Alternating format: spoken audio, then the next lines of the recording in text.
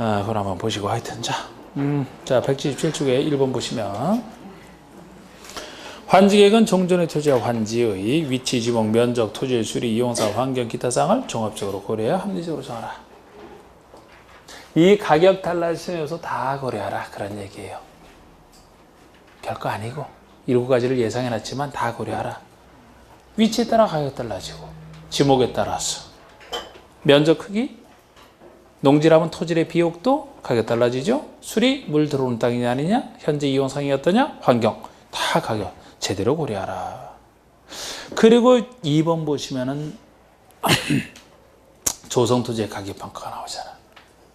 환지에서는 시행자 혼자 한다는 거죠. 시행자가 평가합니다. 시행자는 가격을 평가하고자 할 때는 토지평가협의회 심의를 거쳐 시행자가 결정합니다. 시행자가 결정하되 토지평가협의회 심의는 거쳐야 되는데 그에 앞서 영의자는 공인평가기한, 감정평가자라고 평가하게 하라. 그래서 감정평가액을 바탕으로 해서 시행자가 토지평가협의회 심의를 거쳐 시행자가 결정하는 이런 구조가 환지 방식에서 가격평가입니다.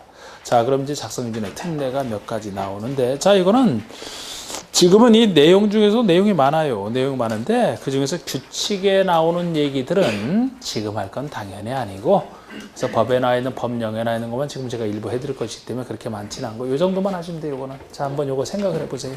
저번에 했던 거에서 크게 벗어나지는 않습니다. 자,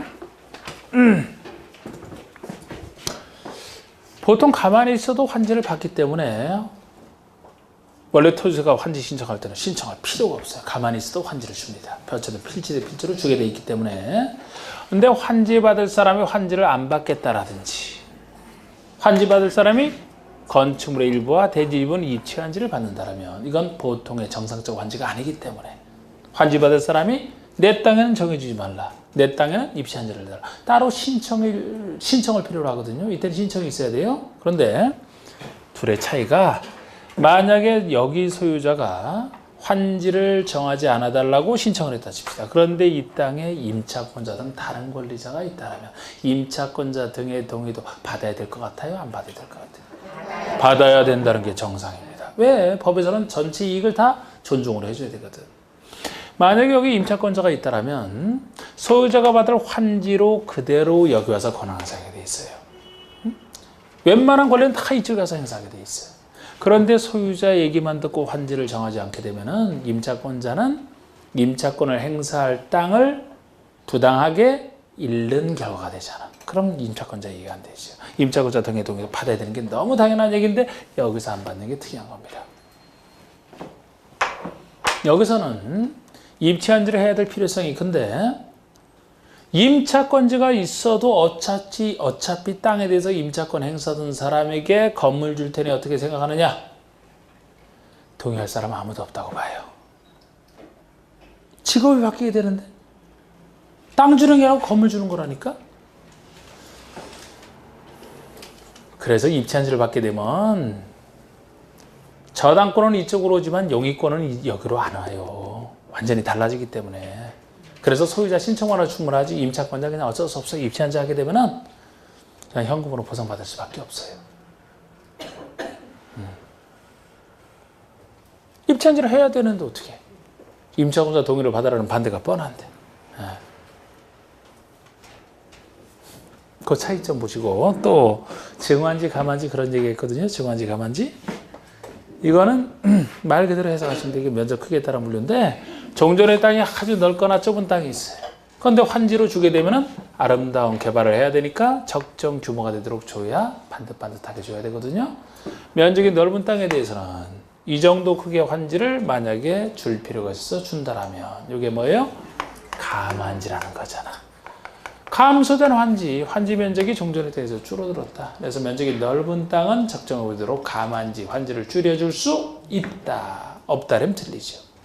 면적이 작은 땅은 이 정도 규모의 환지로 줄 수 있다. 환지가 종전 땅에 비해서 늘어났죠. 이게 증가된 환지라는 거, 증환지.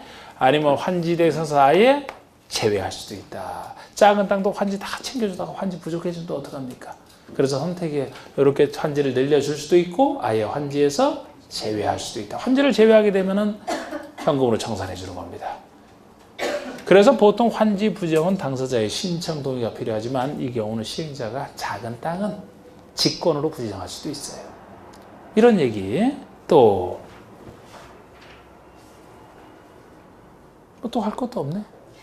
이 정도. 응? 보세요. 자, 양가로 2번에 반가로 1번.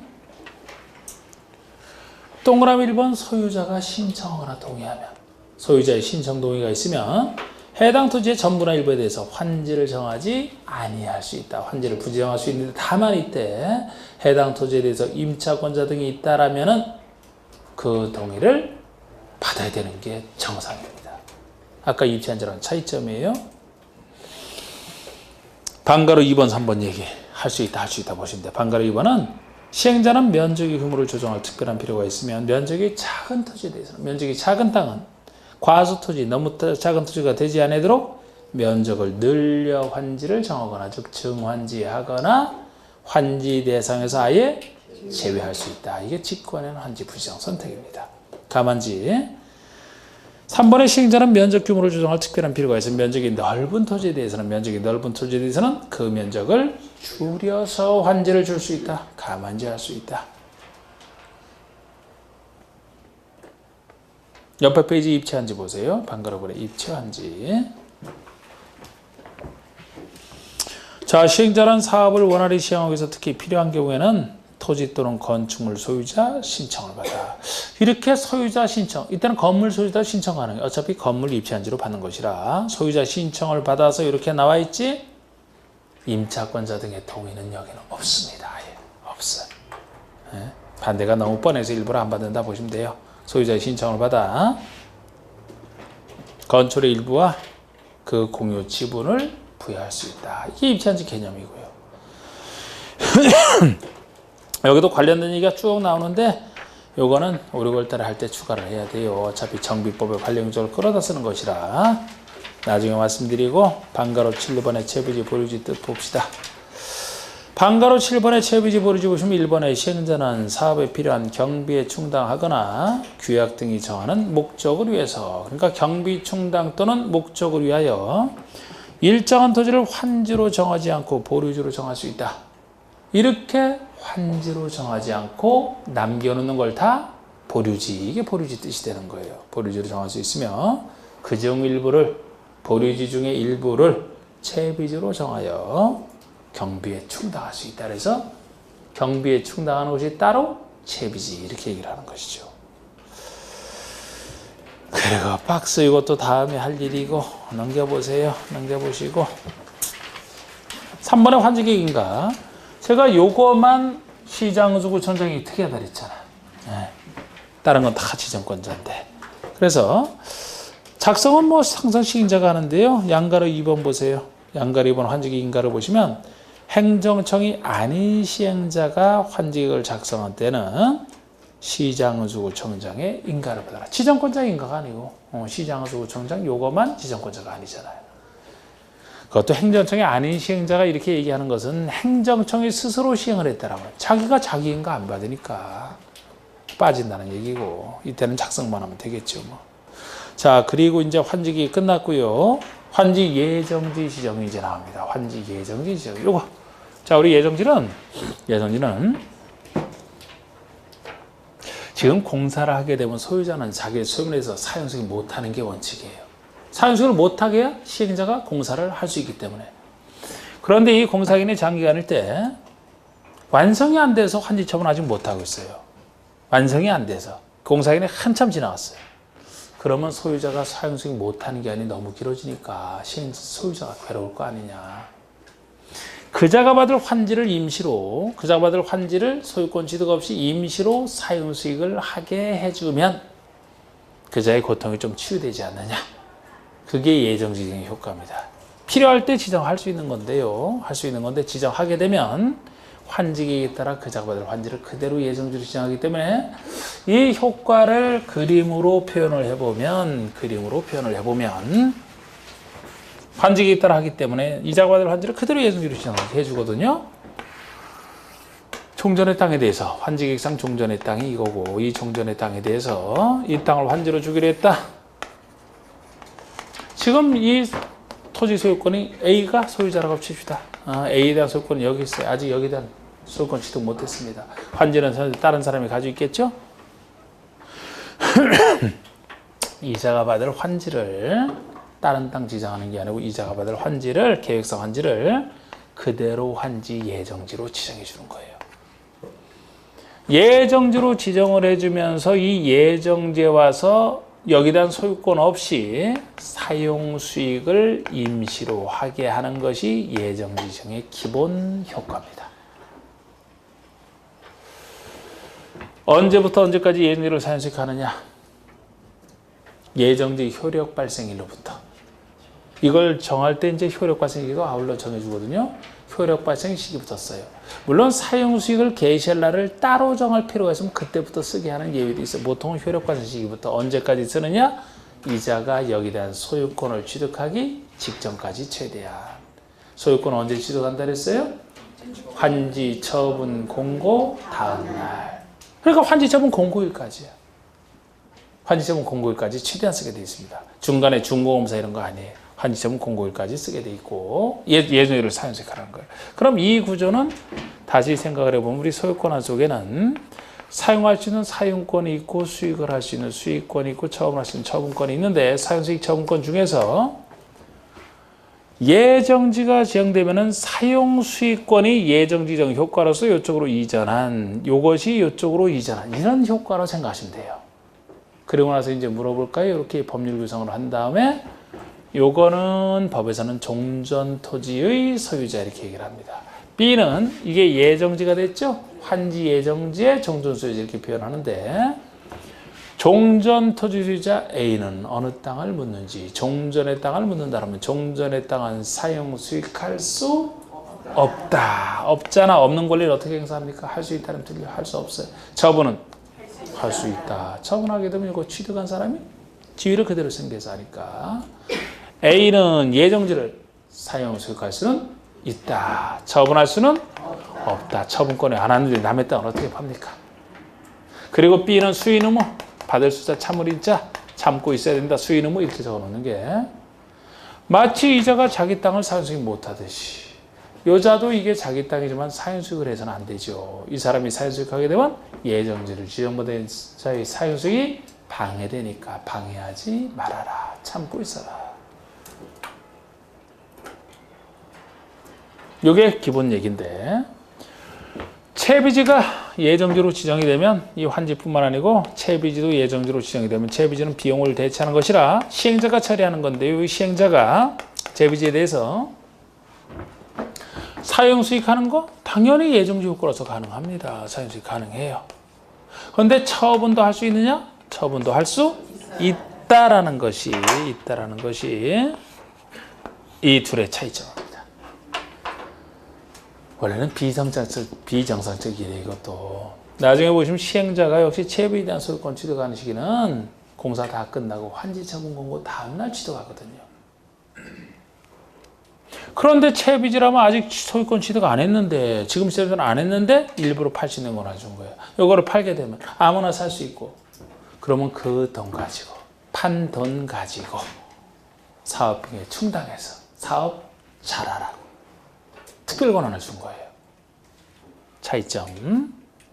자, 제가 이 얘기는 1, 2월 달에도 이 정도 얘기를 기본적 효과를 했는데 여기다가 오늘 이제 조금 더 붙여보면 이거보단 덜 중요하겠죠. 그러니까 조금 붙이는 거지. 상식적으로 보시면 돼. 여기 예를 들어 A 땅에 임차권이 있어요. 임차권이 설정돼 있다 봅시다. 그럼 임차권은 사용수익에 속하는 권리니까 예정지가 지정되면 이쪽에다 행사해야 되겠죠. 그죠? 그래서 우리가 예정지를 지정할 때 임차권 행사할 땅도 같이 지정해지게 돼 있는데 여기 와서 임차권을 행사하다 보면 목적이 달라졌기 때문에 목적물이 달라졌기 때문에 두 당사자의 권리조정 얘기가 생겨요. 만약에 새 땅에 와서 권한 행사해보니까 수익이 많을 수도 있고 적을 수도 있잖아. 수익이 많게 되면 임대료고 너무 싼 거 아니냐. 수익이 확 줄었다면 그 임대료 너무 비싼 거 아니냐 그럴 거 아닙니까. 소유자와 임대인과 임차인의 권리조정이 필요하죠. 이럴 때 바뀌어서 생기는 거예요 이게. 그래서 나중에 환지 처분할 때 똑같아요. 임차권이 환지로 가게 되면 똑같은 얘기를 합니다. 뭐로 해결하면 되겠어요? 임대료 증감 청구로 해결하면 되지. 여러분 민법에서 배우시는 임대료 증감 청구로 해결해요. 현재 계약 조건이 없어도 가능합니다. 이거는 임대료 증감 청구로. 그런데 임대료 증감 청구 생각하면 되는데 여기 와서 보니까 임차권을 설정한 목적 달성이 불가능해. 목적이 불가능하면 임차료 깎아준다고 되는 게 아니죠? 이때는 아예 권리를 포기하거나 계약 해지할 수 있는 권한을 줬어요. 그 대신 계약 해지로만 끝나면은 권리 있는 사람만 권리 잃게 되니까 손해죠? 그래서 권리 포기 계약 해지했을 때는 그로 인한 손실보상을 청구할 수 있게 해놨어요. 원래 민법 원리대로라면은 소유자에게 손실보상 청구해야 되겠지만 사업시행으로 생긴 일이니까 시행자에게 청구할 수 있게 해놓고 시행자가 손실을 보상했다라면은 소유자에게 부상할 수 있고 이런 식으로 돼 있거든요. 근데 임대료 증감 청구나 권리 포기 계약 해지는 다 형사건이잖아. 민법에서 배우실 때. 그래서 제적기한 적용을 받아요. 무한정 행사할 수 있는 게 아니고 60일까지만 행사하라. 60일 지나면 못한다. 이건 둘 다 똑같습니다. 그 얘기까지 추가했어요. 지금. 보세요. 자, 우리 예정지는 양가로 그냥 바로 넘겨보세요. 네모난 2번에 양가로 1번 본문을 통해서 하면 됩니다. 네모난 2번에 양가로 1번 시행자나 도시개발 사업의 시행으로 해서 필요한 때는 구역 안의 토지에 대해서 환지 예정지를 지정할 수 있다잖아. 할 수 있다. 해야 된다 하고 지정할 수 있는 임의적 제도라고요. 해야 된다면 틀려요. 할 수 있다. 그리고 이 경우 종전 토지에 대한 임차권자 등이 있으면 환지 예정지에 대해서 당해 권리의 목적인 토지나 그 부분, 즉 임차권 행사할 부분을 아울러 지정해야 된다.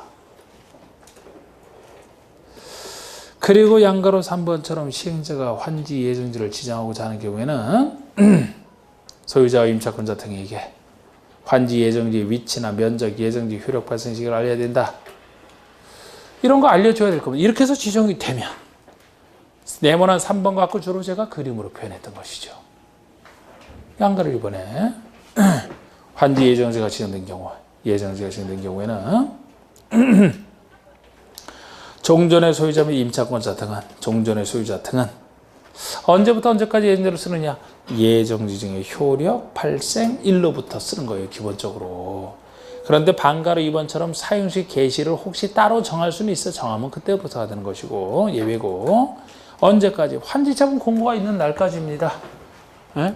우리가 준공검사 공사하려고 공고 후에 환지처분 하잖아. 그죠? 환지처분 공고일까지가 되는 거. 환지처분 공고일. 다음날 소유권 넘어가기 시점까지 최대한 환지처분 공고일까지. 이를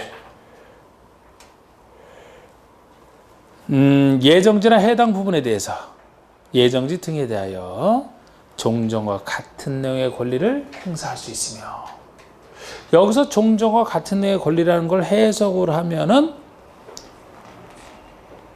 처분권은 없고 사용 수익만 가능하다. 괄호 속에 그렇게 해석이 되는 것이고 종전 토지잖아요. 사용 수익할 수 없다. 여기는 없지만 처분은 할 수 있다. 이렇게 해석이 되는 것이고 그림대로 보시면 돼요. 자, 방가로 3번이 B의 수위는 뭐라고 했던 겁니다.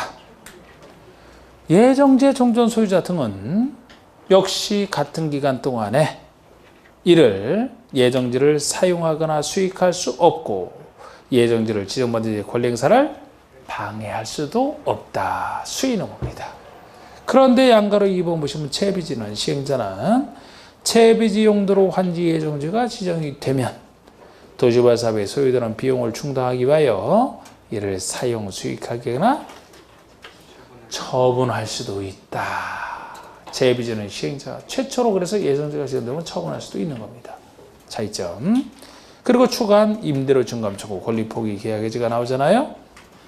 방가로 1번 임대료 증감 청구는 동그라미 1번에 도시개발 사업으로 인하여 임차권 등의 목적인 토지나 지역권이나 승역지 이용이 증진 방해됨으로써 결국 종전의 임대료 등이 불합리하게 됐다라면 당사자는 계약 조건에 불구하고 장래에 대해서 그 증감을 청구할 수 있다는 얘기고 동그라미 3번처럼 예정지의 효력 발생도 60일이 경과한 때는 증감 청구할 수 없다. 60일 내에 행사라. 이거는 양쪽에 똑같은 얘기예요. 반가로 2번 보세요.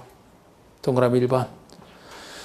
도시개발 사업 시행으로 인하여 지역권이나 임차권을 설정한 목적을 달성할 수 없게 됐다. 목적 달성이 불가능하다면 당사자는 당해 권리를 포기하거나 계약을 해지할 수 있어야 되고, 이때는 동그라미 2번처럼 권리 포기나 계약 해지한 자는 손실보상을 시행자에게 청구할 수 있게 해놓고요. 시행자에게 청구 못한다는 틀려 시행자에게 청구할 수 있고, 동그라미 3번처럼 손실을 보상한 시행자는 보상을 했다. 그럼 소유자 등에게 구상할 수 있게끔. 그래야 정상, 공정하잖아. 4번은 역시 60일 지나면 못한다. 그건 똑같이 붙어있는 얘기고요. 이게 환지예정에서 많이 본 겁니다. 지금 많이 봤어요. 넘겨보시고, 그러면 환지처분 들어갑니다. 188쪽이죠. 환지처분 의 보시면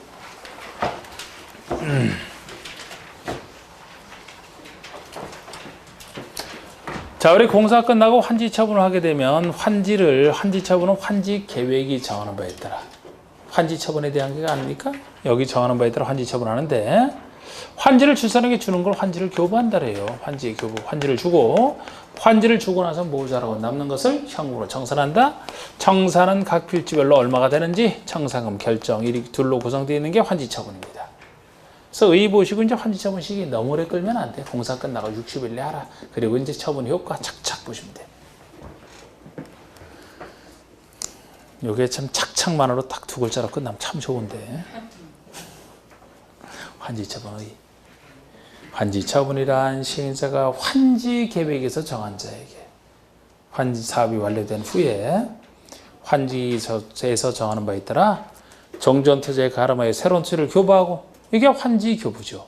환지기에 따라 환지 교부하고, 종전 토지에 대한 권리와 새로운 토지에 대한 권리 간의 과부족분을 금전으로 청산할 것을 결정하는. 그래서 환지를 어떻게 줄 것이고, 거기에 따라 청산금을 어느 정도 줄 것이고, 이거 결정하는 게 환지 처분인데, 이번에 환지 처분 절차는 양가로 1번부터 순서는 나중에 오를 때를 할 겁니다. 그런데 여기서도 최소 언제까지 하느냐 하는 거, 그 정도는 볼 겁니다. 5번, 6번이죠. 양가로 5, 6번. 양가로 5번에 환지 처분 시기 보세요. 너무 오래 끌면 안 돼. 지정권자 이외의 시행자는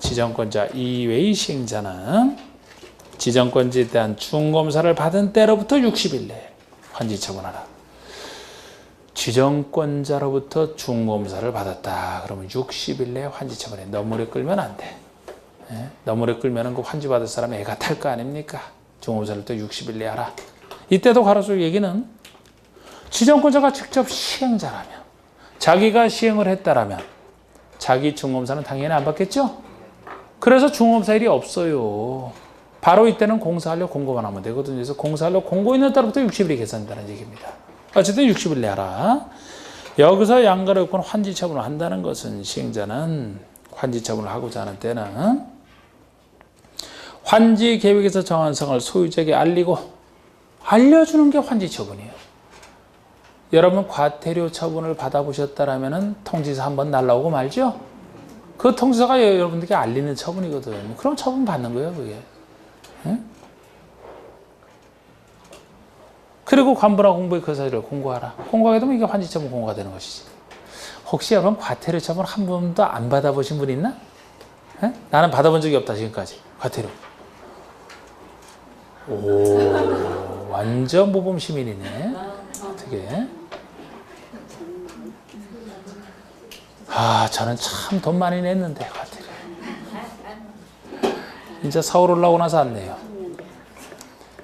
서울 올라오기 전에 차 끌고 다닐 때는 왜 그렇게 위반 딱지가 많이 오는지 지겨워 아주. 나중에 내다내다가 가도 귀찮아서 안 내고 있다가 모아서 냈다니까. 한 250만 원 정도 하고 모아서 냈지. 아니 그렇게 잘 지켜 그렇게. 가보면은 뭔가 불이 탁 터지면은 며칠 있다가 꼭 날라와. 근데 지방마기 도로에서 터무니없이 그 속도가 낮은 것도 많아요. 나 사고 낸 적 없다니까.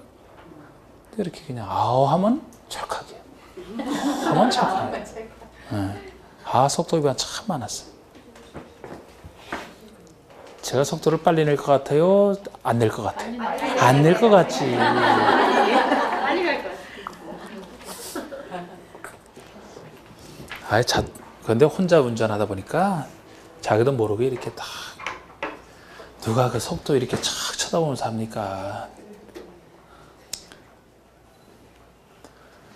어떻게 해야 효과적으로 가르칠 수 있나 하면서 그거 생각하면서 하는데. 그럼 그 생각하느라고.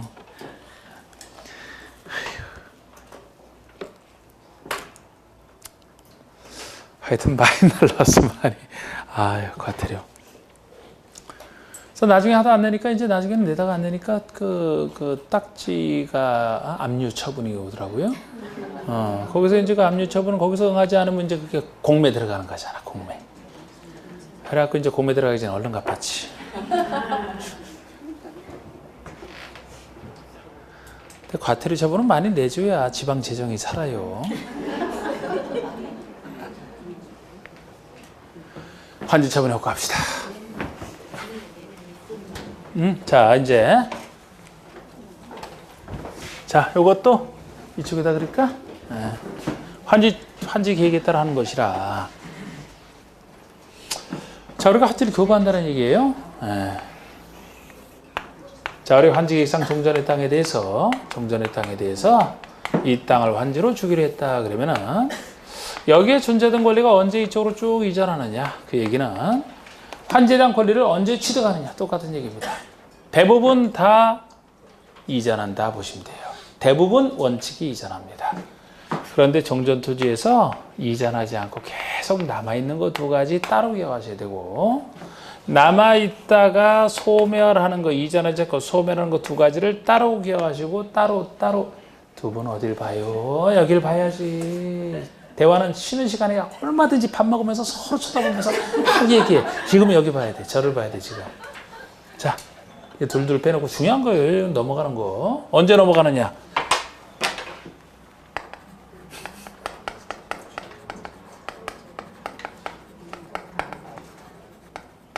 이게 법률 규정에 따른 취득이잖아요. 민법상 법률 행위가 아니고 무슨 매매 같은 행위가 있습니까?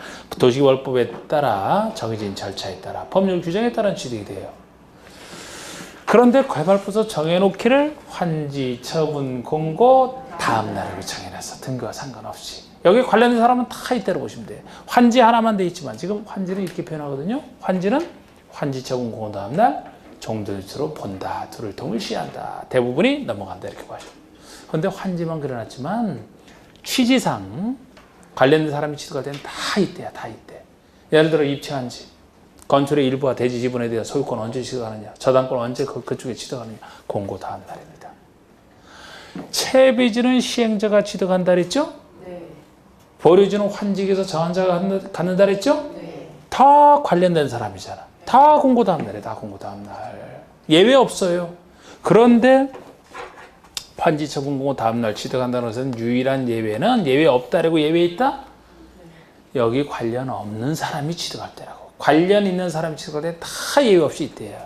그래서 등기를 마쳐야 취득한다. 등기 시에 취득하는 예외는 채비지를 매입한 자가 취득할 때요. 매입한 자가 취득할 때요. 매입한 자가 매입이 뭐예요? 매매를 한 취득이잖아. 매매라는 법률 행위에 따른 취득이잖아요. 그러니까 법률 행위니까 등기를 마쳐야 취득한다. 민법 그 이론대로 나오면 법률 행위에 따른 취득이니까 관련 사람 아니잖아. 아까 채비지가 지정되면 시행자가 채비지를 처분할 수 있다. 이때 시행자로부터 산 사람을 얘기하는 거야. 산 사람을 얘기하는 거야. 돈은 이때 미리 내요. 취득은 훨씬 늦어. 먼저 그래서 채비지는 그냥 채비지가 아니고 누가 취득하는지에 따라 달라집니다. 예를 들어 채비지를 시행자가 취득한다. 먼저 시행자가 취득하죠. 이때 환지처분 공고 다음 날 취득을 해. 취득을 해서 먼저 샀던 사람에게 등기를 해주면 그 자는 이때 취득한다는 거예요. 늦게 어쩔 수 없지 뭐. 자 그리고 이 종전투에 전속하는 거 두 가지. 대부분 이때 나오는 겁니다. 전속하는 거 두 가지. 전속하는 처분. 수용도 여기 전속하는 처분 중에 하나예요. 여기에 행해진 종전의 땅에 행해진 여러 가지 행정처분 중에서 왜 남아있느냐? 전속하니까. 전적으로 속해 있다가 전속이잖아. 여기에 전속하는 성격이니까 안 넘어가고 남아있는 거예요. 비전속 처분이 이쪽으로 공고 다음 날 넘어가는 거예요. 전속하니까 안 넘어간다. 또 취업권. 이제 민법에서 배우시잖아. 취업권. 지역권은 항상 요역지를 위해서만 존재한다 그랬죠? 여기를 위해서 지역권이 설정돼서 계속 남아있는 거예요, 성질상. 소멸하는 거요? 환지를 정하지 아니한 땅에 존재하는 권리, 환지 부지정된 땅에 존재하는 권리라면은, 아니 이 땅에서 환지를 정해놔야 환지로 넘어가지. 환지를 정하지 않았다라면 넘어갈 데가 없는데 어디를 넘어갑니까? 이따가 소멸해야지. 또 행사할 이익이 없어진 지역권, 이렇게 얘기를 하죠. 왜 이 지역권은 소멸하느냐? 이익이 없어졌으니까 소멸하지, 이 말이 붙었을 때. 그냥 지역권이면 남아있다 보셔야 돼. 이익이 없어진 지역권이라면 소멸합니다. 그대로 보시면 돼. 소멸하는 시기도요, 여기서 따온 얘기야. 넘어간다는 얘기는, 다음날 넘어간다는 얘기는, 종전 토지에는 환지 처분 공고일이 끝나는 24시까지 딱 존재하다가 20에서 00날, 00시 다음날로 바뀌면서 넘어가는 게 다음날이니까, 넘어가지 않고 소멸하는 것은 최대한 버티다가 마지막에 소멸한다 보시면 돼요. 다음날이 아니고 환지 처분 공고일이 끝나는 때 소멸이죠. 다음날 넘어가기 직전에 소멸하니까. 이게 지금 환지 교부를 말씀드린 거예요, 이게. 그 역시 그림으로 잘 이해하시면 돼요. 환지 처분 효과, 환지 교부 보세요. 먼저 이전하는 걸 쭉 나열해놨습니다. 원칙과 예, 원칙 보시면 다 공고 다음날 이전하는 거. 관련된 사람 다죠. 기약번에 환지기에서 정해진 환지는 환지 처분 공고 다음날로부터 종전의 토지로 건다. 둘을 동시에 해야 돼. 언제? 환지 처분 공고 다음날. 니은번에 입체환지계획에 따라 환지 처분을 받았어요. 저기 입체환지 처분을 받는다? 역시 환지 처분 공고 다음날에 건축물의 일부와 그 토지의 공유 지분을 취득한다. 이 경우 종전토지한 저당권이 있다? 역시 똑같은 날에 입체한지에 존재하는 것으로 보겠다. 그쪽으로 넘어간다는 얘기예요. 사용권은 넘어갈 수가 없고 저당권, 그죠? 당연히 넘어가는 시기는 똑같죠. 디귿번에 어느 땅을 누가, 채비지는 시행자가 취득할 때요, 지금. 그리고 보류지는 시행자가 아니고 환지기에서 정한 자가 갖는다 그랬죠? 시기는 똑같아요, 각각. 환지 처분 공고 다음날 취득한다. 이번에 예외. 다만 예정지 지정에 따라 이미 처분된 채비지는 그 채비지를 매입한 자잖아. 매입한 자. 매입한 자가 소유권 이전 등기를 마친 때 취득을 한다. 이것만 등기를 마친 때 취득하는 예외잖아요. 매입한 자. 자, 이번에 이전을 잡고 전속하는 거. 두 가지. 종전 뒤에 전속하는 처분. 전속하니까 환지로의 권리 이전 규정은 행정상 재판상 처분으로서 종전 토지에 전속하는 것에 대해서는 영향을 미치지 않는다. 영향을 미친다면 환지로 넘어간다는 얘기잖아요. 미치지 않으니까 환지로 안 넘어가고 남아있다는 얘기예요. 지역권. 도시벌구간의 토지에 대한 지역권은 종전 토지에 전속한다. 그냥 지역권은 전속하는 거예요. 그런데 그 아래 보시면 소멸하는 거 두 가지가 나오죠. 환지를 정하지 아니한 종전 토지에 존재하던 권리. 환지를 정하지 아니한 종전 토지에 존재하던 권리는 환지 처분 공고일이 끝나는 때 소멸. 소멸하는 것도 소멸시키는 다 환지 처분 공고일이 끝나는 때죠. 하여튼 이런 이거 다 여러 번 나왔던 이런 데서는 참 우스운 거 갖고 있네요. 우스운 거 가지고. 뭐 저런 거 다 바꿀 수 있는 얘기고. 최근에는 이것도 소멸하는 거 언제 소멸되면 끝나느냐. 최근에. 환지 처분 공고일 다음 날이 끝나는 때 다음 날을 집어넣어서 우리가 틀리게 하는. 공고일이 끝나는 때지 무슨 다음 날 되기 전에 가는데 무슨 다음 날이 끝나는 때가 됩니까? 네? 우스게. 그 다음에 도시개발 사업 시행으로 행사할 이익이 없어진 지역권. 행사할 일이 없어졌으니까 역시 똑같은 때 소멸한다. 두 가지 소멸하는 걸 얘기합니다. 이게 환지교부예요. 그럼 옆에 청산금 보시면 이게 이제 환지 줄 때 과부족을 현금으로 청산하는 건데요. 방가 이번에 산정기준 가격 달라진 요소 7가지 다 고려하라. 똑같습니다. 별 얘기 아니고 방가로 3방의 결정과 확정을 잘 구별하셔야 돼요. 결정과 확정을. 자, 우리 청산금 결정은 청산금이 얼마 결정된다는 얘기고요. 확정은 어떠한 결정이 확실히 정해진 상태가 확정됐다고 있잖아요. 확정이 돼야 청산금 징수구는 가능하거든요. 구별하셔야 돼. 결정 시기는 청산금은 환지 처분을 하는 때 결정하는 게 이게 원칙적 결정식입니다. 환지 처분 시에 결정하는 거예요. 그래서 여기도 써놨듯이 환지 처분 시에 환지를 주려고 그 처분을 할 때 얼마 결정한다는 얘기입니다. 그 과부직에 대해서 물론 다만에서 나오는 것은 환지를 정하지 아니한 땅은 환지 기다릴 필요 없이 미리 청산할 수 있다 그랬죠? 이건 환지 처분과 상관없이 그런 게 예외예요. 미리 청산하는 거.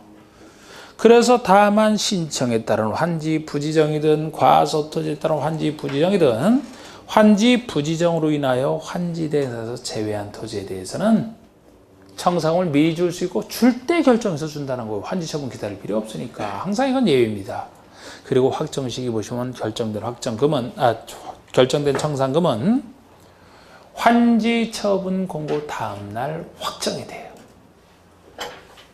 소유권 넘어가는 시기랑 확정식은 일치합니다. 어떤 결정이 있더라도 청산에는 성격상 소유권이 넘어갈 때 과부족을 현금으로 청산한 것이라 소유권이 넘어가기 전이라면 확정될 수가 없다고 보는 거예요. 확정돼서 이미 줬는데 소유권 안 넘어가면 어떡합니까? 그래서 소유권 넘어가는 시랑 확정시는 일치예요. 둘을 구별하셔야 돼요. 며칠 차이가 납니다. 그리고 반가로 4번의 1번 시행자는 환지 처분 공고할 시에 확정된 청산금을 징수요구하라. 이렇게 확정됐을 때 징수요구 가능합니다. 원칙이 확정됐을 때. 다만 나오는 건 역시 환지 부지정된 땅이라면 환지 처분 전이라도 미리 청산할 수 있는 그 예외, 환지 부지정된 예외를 얘기하고 동그라미 2번 보시면 청산금은 원칙적으로 일괄징수, 일괄 한꺼번에 주고받는 게 원칙이지만 다만 영의자원바에 따라 이자를 붙이면 분할징수나 분할교부할 수 있다. 원칙은 일괄징수.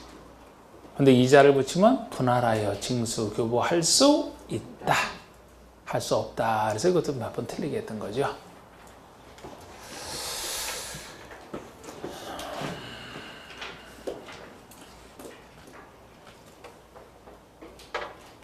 됐고요. 지금 나머지 강진수는 됐고 청산금을 소멸시효 나오는 거 5번에 청산금을 소멸시효. 청산금을 받을 권리나 징수할 권리는 5년간 행사하지 않으면 시효로 인하여 소멸한다. 이거 5년 소멸시효 얘기입니다. 5년 동안 행사하지 않으면 시효로 소멸해요. 굳이 따지면 언제부터 5년을 계산할까요? 권리 행사할 수 있는 때로부터 계산하는 게 소멸시효 원리죠. 청산금에 대한 권리는 원칙적으로 언제부터 행사할 수 있어요? 확정돼야 된다 그랬죠? 그러니까 환지 처분 공고 다음 날로부터 5년 이렇게 되겠죠. 만약에 얘기를 한다 그러면. 그리고 이제 4번에 환지 등기가 나오잖아. 사후 절차로서 등기. 자, 우리 법률 규정에 따른 취득이니까 등기랑 상관없이 저때 소유권은 취득했습니다만 나중에 처분하기 위해서는 등기가 필요하다 그렇게 배우셨죠? 민법에서? 그러니까 이 사후 절차로 등기는 저거 다음에 나오는 거예요. 이게 마지막에. 근데 이것도 일반 공시법에 대한 예의로 존재합니다. 여러분 공시법 또 많이 배우시니까 우리 그 원칙적인 모습 아주 쉬운 거. 자, 우리 등기 신청할 때 단독 신청이 원칙이에요? 권리자 의무자 공동 신청이 원칙이에요? 등기 신청을 할 수 있다. 임의주의인가요? 해야 된다. 강제주의인가요? 할 수 있다. 해야 된다. 해야 돼요? 그렇게 공시 많이 배우면서 매주 토요일마다 왜 그래? 할 수 있다지. 여러분들 무슨 해야 된다야. 등기적 임의주의가 원칙 아닌가요? 여러분들 잘하시는 분이 이렇게 되면 혹시 바뀌었어요? 중간에? 여러분들이 법률 행위를 해놓고 나면 언제 하는 거예요? 그냥 소유권 취득할 필요가 있으니까 하는 거지. 소유권 취득하려고 하는 거죠? 안 하고 있다가 무슨 벌금 내고 이런 거 아니죠? 여기도 소유권 취득하고 나서 등기자 대항 요건 갖추기 위해서 하는 거지. 처분하기 위해서. 그럴 필요가 있을 때 하는 거죠. 할 수 있다, 할 수 있다. 만약에 해야 된다면 강제주의 정도 안 하면 처벌받아요. 그건. 여러분들 하고 싶은 대로 하잖아. 자, 개별적으로 등기 신청하나요? 등기 신청, 일괄에 한껏 모아서 하나. 원칙이. 자, 각각 물건에 대해서 등기 신청하나요? 여러 가지 모아서 하나. 그 얘기예요, 그 얘기. 그러나 여기서는 그렇게 할 수가 없어요. 여기서는 등기 의무자는 시행자 하나예요. 등기 권리자는 수많은 토지 소유자가 있는데 이거를 만약에 단독 신청으로, 공동 신청으로, 개별 신청으로 여기다가 등기 신청 이미지하면 한 시행자가 한 사람 만나서 둘이서 우리 같이 할까요 말까요? 같이 할까요 말까요? 이래다가 시간 다 간다니까? 안 돼. 그래서 시행자 혼자서 단독으로 의무적으로 한꺼번에 모아서 일괄해서 의무적으로 신청해야 된다 해요. 그래서 촥 나왔을 때 나눠주면 편하니까 어쩔 수 없어요. 여기는 그 일반 공시에 대한 예입니다. 자, 시행자 혼자잖아. 시행자 혼자. 시행자는 채비지 또는 보류지를 왜 또 잘못 읽었네. 눈이 잘못 갔다. 시행자는 환지 처분 공고가 있을 때는 공고 후 14일 내에 이를 등기소에 통지하고 토지나 건축에 대한 등기를 촉탁하거나 신청하여야 한다. 의무. 시행자 혼자 단독이고요. 환지 처분 공고 후 14일 내에 등기를 신청하여야 한다니까 등기 신청 강제주의고, 여기는 당연히 14일 내에 모든 등기 신청을 하는 일괄 신청이 전제가 되어 있는 거예요. 단독 신청주의고 일괄 신청이고 강제주의가 적용됩니다. 그 다음에 환지 처분 공고가 있을 때로부터 실제 등기가 있을 때까지 다른 등기 할 수 없다. 환지 처분 공고가 있는 때로부터 이제 등기 신청을 해야 되니까 그때부터 실제 등기가 있을 때까지 중간에 다른 등기 못하는 게 원칙이에요. 중간에 다른 등기를 하게 되면은 등기 받을 사람이 이익이 침해될 수 있어서 중간에 다른 등기 못한다라고 했습니다.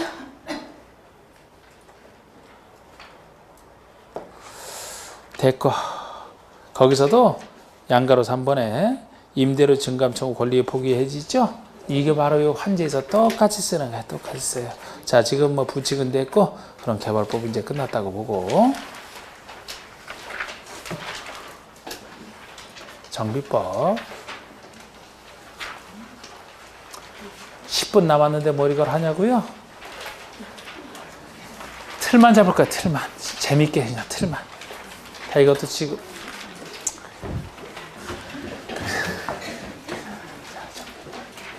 틀만.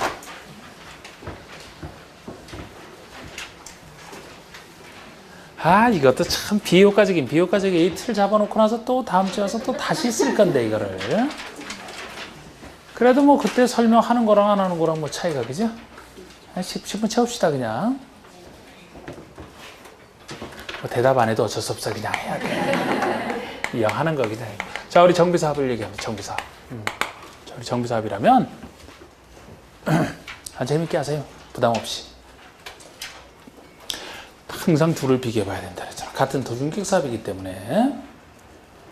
그런데 저기는 신도시 개발할 때 쓰이는 것이고 여기는 정비사업이란 말이에요. 정비사업이라는 것 자체가 새로 개발하는 게 아니고 옛날에 개발이 돼 있었는데 이것이 낡아서 망가졌을 때 고쳐주는 게 정비사업이라고 했잖아요. 그래서 여기는 주상공을 전제로 해. 주상공을. 저기는 모든 비도시가 원칙적으로 다 되잖아. 이미 개발된 곳이라 주상공만. 도시환경과 주거환경 두 환경을 정비하겠대요. 그럼 이제 이것도 틀부터 잘 잡으셔야 되는데 반드시 이게 핵심인데, 그래 여기다 또 막 저런 식으로 붙이지. 그런데 이쪽이랑 비교를 해본다면 지금 여기는 크게 둘이잖아요. 수용사용번시간 사업시행이 있고 환지번시간 사업시행이 있는데 둘 중에 어느 사업이랑 비슷하기 때문에 그 사업이랑 비교를 해야 되는지 이거부터 파악을 하셔야 되겠지. 우리 정비사업의 대표적 종류가 재개발, 재건축 이런 거잖아. 여기랑 비슷해요? 이 방식이랑 비슷해? 여기랑 비슷하다는 거. 여기랑 비교를 해야 돼. 짝짝짝짝. 여기랑 비교해야지. 여기랑 비교하면 안 돼. 아니 예를 들어 재건축에 참여한다 생각을 해보세요. 그러면 수용처럼 시행자에게 보상받고 나가는 게 아니고 시행자가 취득하는 게 아니고 자기 흔 아파트 제공을 하고 새 아파트 받는 거죠? 자기 종전의 땅 제공하고 새 땅 받듯이 정비법에서는 훈 부동산 제공하고 새 부동산 받는 거예요. 수용받고 나가는 게 아니고 환지랑 비슷한 거예요. 그래서 환지랑 비교를 하셔야 돼요. 그리고 이것은 법이 달라서 말이 약간씩 달라질 뿐이지 원리는 똑같아요. 순서 똑같단 말이에요 이게. 근데 단지 여기만 추가적으로 더 있는 두 가지만 성질상 따로 있는 게 있어요. 자, 일단 같은 것부터 한번 적어봅시다. 하나 일단 비우고 저쪽이랑 같은 것부터 해봐요. 자, 여기 뭐가 나와야 돼요 그러면? 정비 사업에 대한 계획이 나오겠죠. 정비 계획이 나올 겁니다. 저쪽의 개발 계획과 같은 거의 내용이 다 비슷해요. 둘이. 그 다음에 뭐가 나와야 돼요? 정비 구역 지정이 나오지. 저기도 개발 구역 다음에 정비 구역이 나오잖아. 순서 같을 수밖에 없어요. 그런데 왜 이렇게 띄어놨냐면 같은 얘기라도 여기가 내용 공부는 조금 더 복잡하게 돼 있어요. 조금 더 복잡하게. 똑같은 6문제 출제되는데 이게 나중에 나온 법이라 좀 더 복잡해요. 그래서 저쪽에서는 개발 계획을 한 사람이 수립을 하죠. 그런데 여기는 정비계획을 수립할 때 수립을 둘로 나눠놨어요. 입안할 사람이 입안만 하면 구역 지정권자가 정비계획을 결정을 해주고 구역 지정 들어가라는 얘기예요. 입안 결정 나눠놔서 좀 피곤할 뿐이지 계획부터 수립하고 구역 지정하는 이 순서는 똑같습니다. 자, 그럼 구역까지 지정이 됐으면 그 다음에 뭐가 나와야 돼요? 시행자. 이 사업의 시행자. 순서 똑같다니까. 저쪽 역시 공공과 민간 나눌 수가 있고 민간 중에서 정비조합 나오는 거. 서로 같기 때문에 저쪽 조합과 이쪽 조합. 저 조합이 환지에서만 된다 그랬잖아. 같은 조합 비교해보는 거. 환지랑 같다고 했으니까. 거의 같아요. 차이점이 이제 보시면. 그 다음에 시행자가 정해서 그 다음에 뭐가 나와야 돼요? 시행계획인가 고시가 나오지. 시행계획인가 고시가 나오지. 저쪽의 실시계획과 같은 얘기입니다. 실시나 시행이나 이 말 갖고 안 바꿔요. 똑같은 얘기라 사업시행권 땄어요. 그럼 그 다음에는 요게 나와야 되죠? 저거 나왔으면 요게 나와야 되죠? 환지계획인가 고시? 네. 이걸 여기서는 아까 제가 환지계획을 뭐랑 비교해 봤어요? 관리처분계획과 비교해 봤잖아. 환지랑 관리처분계획. 여기는 환지라는 말을 못 써요. 주로 부동산 주는 거예요. 관리처분에 대한 처분을 어떻게 하지? 이렇게 말을 붙여놓은 거예요. 그래서 관리처분계획인가 고시라고 합니다. 그래서 이쪽 이거랑 이제 저쪽 내용이 비슷하거든. 그리고 공사 들어가죠? 공사 들어가서 공사 끝났어. 그럼 공사 끝나고 나서 안 적어놨지만 준공검사 받고 공사완료 공고한다 그랬죠? 여기도 준공인가 공사완료 고시. 같은 얘기야, 같은 얘기. 똑같은 얘기예요. 방법 받아서 똑같아. 환지 처분 나오잖아. 그럼 여기는 환지라는 말을 못 쓰니까 권리를 이전하는 처분한다. 환지라는 말을 못 쓰니까 권리 이전하고 그 사실을 고시한다. 이쪽에 환지 처분과 비슷한 얘기예요. 계획이 정한 바에 따라 환지 처분한다. 관리 처분이 정한 바에 따라 권리를 이전한다. 권리 이전 고시라면 저쪽으로 따지면 환지 처분 공고가 되겠지. 비슷합니다. 원래 법률 규정 똑같아요. 그런데 여기서 이제 구조가 여기 소유권이 넘어갔을 때 기타 권리가 적절로 무엇이 넘어가는지 넘어가는 걸 정해놨지. 안 넘어가는 걸 정해놓고 나머지 넘어간다 이런 태도가 약간 다를 뿐이지. 원래는 비슷합니다. 다. 마지막에 사후절차로 등기하겠죠. 요거 다음에. 지금 똑같은 거 똑같은 순서로 해놨고 항상 여러분 머릿속에 이렇게 서로 간에 비교할 걸 비교할 수 있는 준비가 돼 있어야 돼요. 나중에 공부 좀 더 하고서 좀 더 하지만 그럼 이 두 가지만 채워놓으면 정비사업이 완성이 되는 거예요. 이 두 가지는 저쪽에는 없기 때문에 여기만 있는 것이기 때문에 정비 기본계획이 나옵니다. 정비 기본계획이면 정비사업의 기본적인 방향을 정하는 계획이니까 정비계획 앞에 나오겠죠? 요거 관리처분계획 앞에 분양 통지 및 공고가 나와요.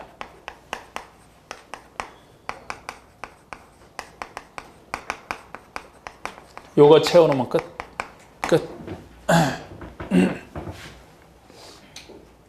이게 왜 여기서 나오고 이건 왜 여기서 나오는지 둘의 차이 때문에 그렇습니다.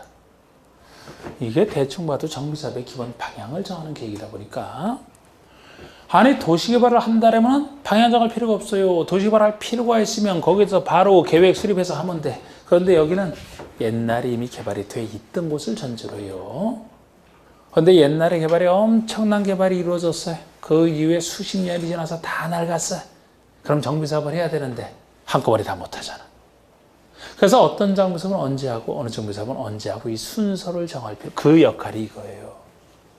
여기서 필요하지. 요거요. 환지와 관리처분계획 차이 때문에 필요하죠.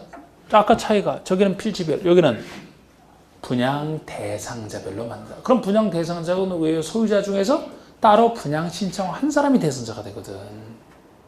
분양 대상자를 가리는 절차가 필요하잖아. 그게 이 절차예요.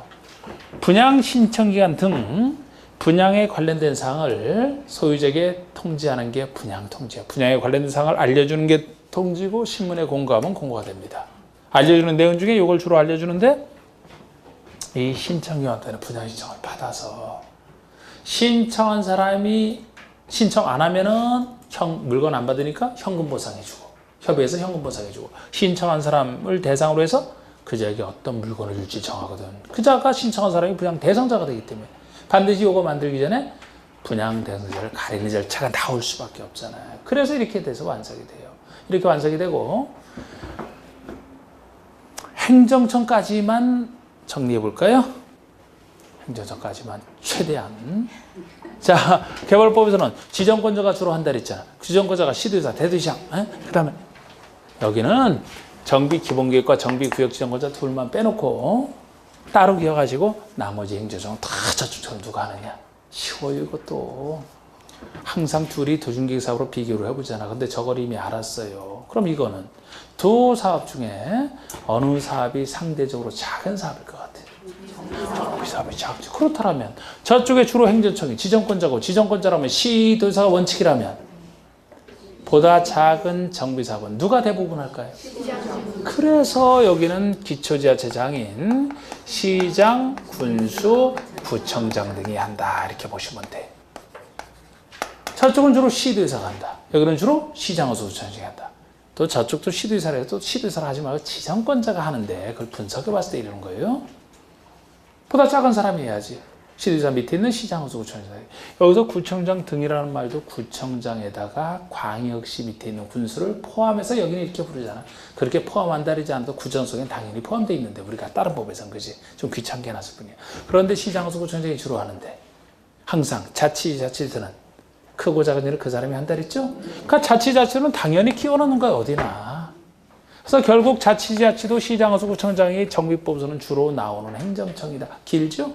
자치자치도 시장에서 구청장은 길죠?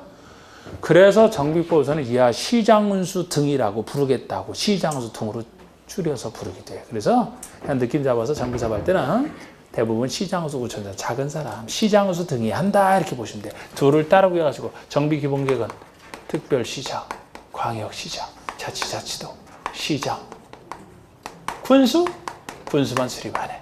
여기 정비지정권자, 특별시장, 광역시장, 자치자치도, 시장, 군수. 여기도 예외적으로 구청장이 될 수 있는 경우도 있습니다만 알아도 되고 몰라도 되고 별 것도 아니고 세밀하게 쓰면 이런 거고. 요 둘을 따로 기억하시고 기본계획 수립권자는 누구냐? 구역지정권자는 누구냐? 요 둘만 따로 기억하시고 나머지 행정청이라면 여기든 아래 쭉 나올 때마다 다 시장으로 등이 한다. 작은 일이니까 이 느낌 잡으시면 돼요.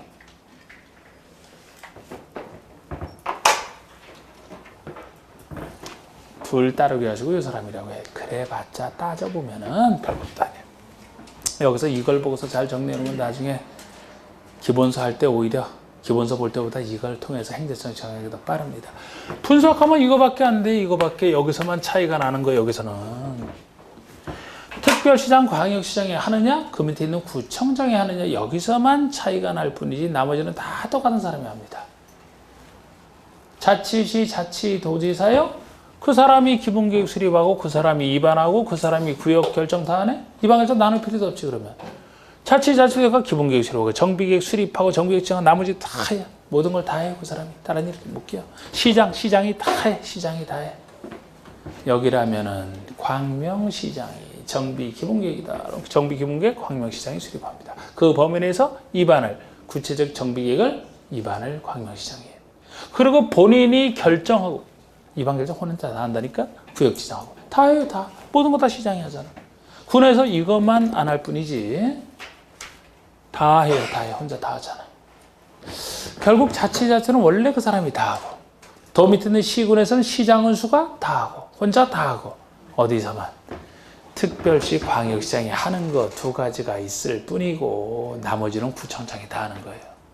서울특별시라면 서울특별시 단위로 특별시장이 기본계획을 수립하지 구청장이 하는 게 아니고 특별시 단위로 수립을 해놨으면 해당 정비계획 입안 시기가 돌아오면 구청장이 정비계획을 이 범위 내에서 입안만 하고 긴급한 경우 천재지변이 있으면 이렇게 하는 경우 있어요. 그런데 별 의미 없다 그랬잖아. 이 사람이 하기 때문에 구청장이 정비계획 입안만 하고 특별시장에게 보내면 신청을 하면 특별시장이 정비구역을 결정해주고 구역 지정하고 그 다음에 나머지는 또 구청장이 쭉 하는 거지.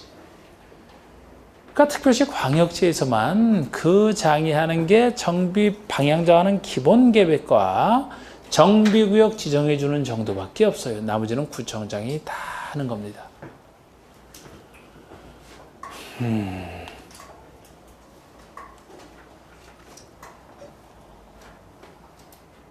현재 이런 구조로 되어 있는데 자꾸 서울에서는 서울특별시장이 재건축을 자꾸 좀 따로 통제하려고 해서 그럼 요게 나중에는 어떻게 좀 더 변화가 될지도 모르겠는데 현재는 요 둘만 해고 나머지는 아무래도 이런 단계에서 태클을 거겠죠 뭐.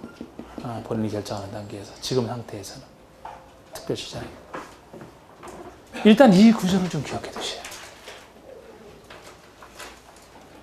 이쪽과 비교해서 그리고 다음에 시작할 때는 이제 요거 쓰고 나서 이제 시작을 해야 되니까 일단 요 말씀을 드렸습니다. 자, 마치겠습니다.